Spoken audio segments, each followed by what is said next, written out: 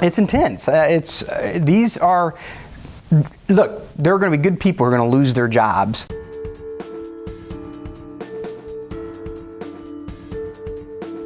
I testified to the educational components of the bill, which primarily dealt with issues like last hired, first fired, saying that that needs to be taken out of state law and replaced with a performance-based assessments.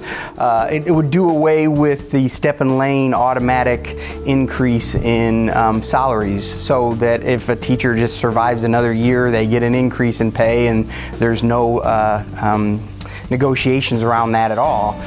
So those were the sorts of issues that I spoke to. I made very clear also that I was not testifying in support of doing away with collective bargaining, but that I was there to testify on ways to improve the collective bargaining process, to give district leaders the flexibility they need to manage in a time of serious fiscal cuts.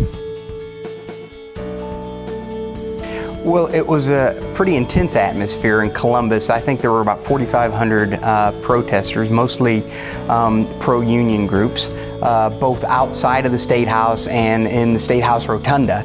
And just finding my way to the hearing room was a bit of a challenge, and it was a bit intimidating, I have to say honestly, because I knew I was going to testify on behalf of the bill when these people were all opposing it. The current bill is in the midst of debate, and there have been amendments made to it already.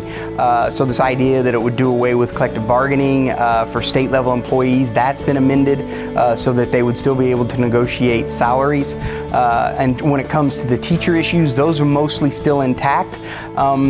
There's a possibility that Senate Bill 5 might not ultimately make its way out, that these issues may end up in another bill or possibly in the governor's budget. So there's a lot of speculation about what's going on. Certainly there's momentum to do something to give flexibility to district leaders and to mayors and others who need to make dramatic cuts.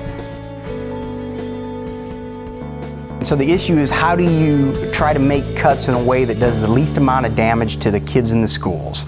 There are going to be innocent people who get hurt.